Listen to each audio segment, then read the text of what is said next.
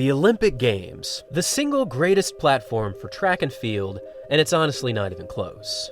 Every 4 years, we get a front row seat to incredibly hyped clashes, razor-thin races, and a few world records that are inevitably sprinkled in. This past Olympic cycle in Paris was one of my personal favorites, as many of the all-time greatest races went down, and also, shout out to Cole Hawker for the epic 1500-meter gold medal. That race was incredible. Given the ultra-high profile of such an event, it makes sense that the organizers are putting in so much careful thought as to the order of events and the overall flow of the Olympic Games, as such details make a huge difference when such an event is taking place. Right? Well, unfortunately, this is not the case. Because just recently, we've gotten word of a few key announcements for this upcoming Olympic cycle in Los Angeles that are so troubling that pro athletes are officially chiming in with complaints, and Olympic gold medalists are also finding this troubling. But perhaps the single worst thing is that this genuinely looks to be a potential danger for certain athletes in 2028. And if things don't change, we could have a huge problem on our hands.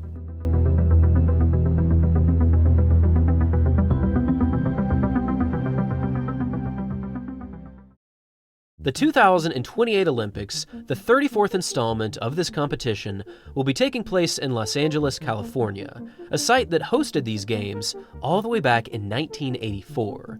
Now, this location, some 41 years ago, brought us various unforgettable moments in athletics, and more Olympic records were broken here than in any other games. We saw Carl Lewis break the Olympic record in the 200 meters, we saw Valerie Briscoe-Hooks break the Olympic record in both the 200 and the 400, we saw Joaquin Cruz break the record in the 800, we saw Sebastian Coe break the Olympic record in the 15, and in total, 20 Olympic records were broken in LA, making this location the site of nearly unfathomable history when it comes to speed and performance. And with this in mind, you would think that the ultimate goal was maximizing the overall abilities of the athletes while leaving enough room for some of the best runners and jumpers and throwers to compete in multiple events, right? Except, unfortunately, that is not what's happening. For starters, one of the biggest names in the entire sport of track and field already has their shot at a historic Olympic double crushed, and this athlete is Sydney McLaughlin-Levrone. For the past 2 Olympic cycles, she has been completely dominant in the 400 hurdles, breaking the world record both in Tokyo and last year in Paris. Only adding to her greatness is also the fact that she has not lost a 400 hurdles race since 2019, and at that it also took a world record to take her down. McLaughlin-Levrone's abilities are simply unrivaled, and this even applies to the 400 meters, as she went 47.78 to win the gold medal in this year's World Champs, the second fastest time in history, and some people are even calling this the outright world record, given what happened back in the 1980s.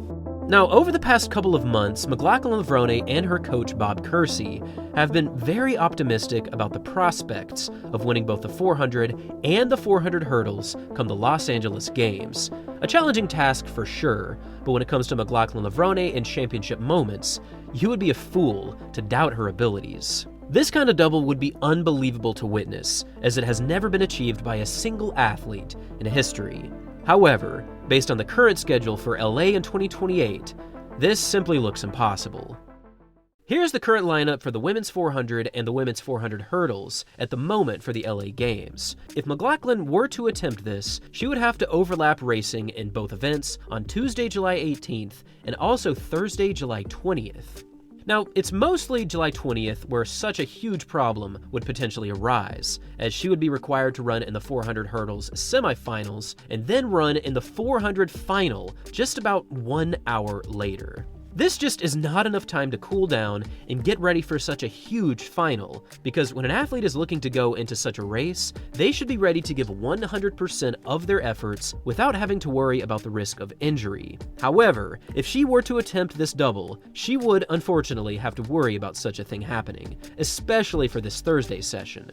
This is a massive oversight, as McLaughlin-Levrone in a championship final is as close to a guaranteed world record that you are going to get, and the fact that this would be on home soil in front of what has to be a sellout crowd. This is an opening that we might not see again for decades. Now, some people are still claiming that she could likely still pull off this double, even with the current scheduling restraints going on. But from my perspective, the risk of injury does seem to outweigh the possible reward of the double gold. This really is a big issue that should be corrected. However, there might be a bigger problem facing the Los Angeles Games, and it comes from the fact that the women's 100 meters, an event that takes 3 full rounds of racing to complete, is currently scheduled to be completed in a single day, meaning that the top sprinters would have to run their opening round, the semifinal, and then the final within about a 12-hour period. This is a bad idea. If athletes were to do this kind of schedule, the risk of injury goes way up, the ability to fully rest goes down, and overall it just seems like the possibility of a super quick time is also diminished significantly. I don't know where such an idea was originally conceived, and this kind of negative sentiment stretches far and wide on social media. You've got Freddie Crittenden stating, "Who asked for this?" You've got Hunter Woodall stating, "Bold move, hope that doesn't stick." There's champion Allison and Trey Cunningham also expressing their frustrations on Instagram. However, there was one reaction to this news that has to be considered as the gold standard of a negative response, and it comes from Warren Weir from Jamaica, the 2012 Olympic bronze medalist in the 200 and also the 2013 World Championship silver medalist. And when he heard this news, here was his eloquent response. And it's absolutely crazy to think that a group of people sit down and decide that, yo, how are we going to make track and field worse for the athletes? They sit down and them say, you know what? Let's start with the females. Let's make them run all rounds one day. And a friend of mine sent me a clip from the article. We spoke at length with my athlete commission and it was a largely positive conversation, said the LA 28 Chief Athlete Officer, Janet Evans. I also want to ask Janet, who was in that meeting? Like, what do you mean by it was a positive, largely positive conversations? I'm quite sure half of them people are not thinking about the athletes' well-being. For them to run all 3 rounds one day. A 4-time, and yeah, she's also a 4-time Olympic medalist in swimming. Now, obviously, Warren does not like this idea, and he shared the exact same feelings that many online have shared. However, what Weir does that makes this reaction so memorable is recommending a new type of racing that just might catch on.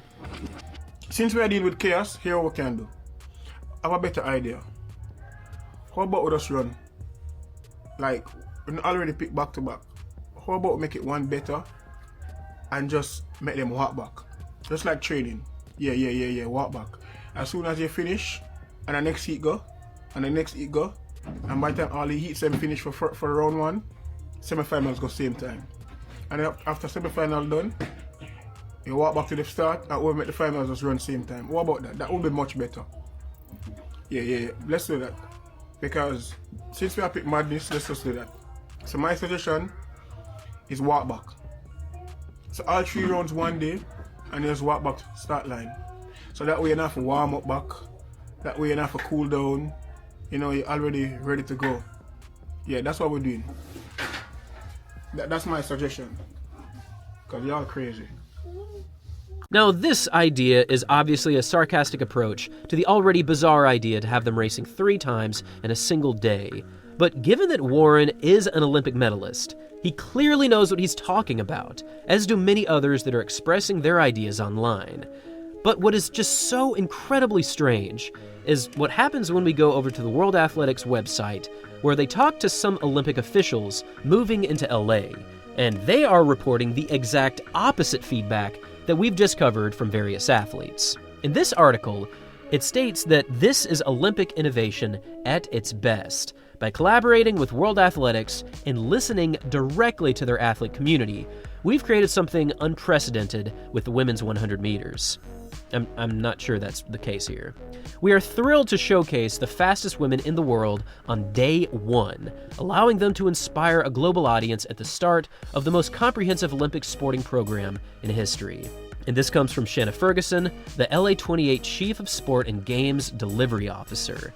Now, there is a lot to unpack with this one interview, But one of the things that just seems outright wrong is when they state that they got this idea by collaborating with their athlete community.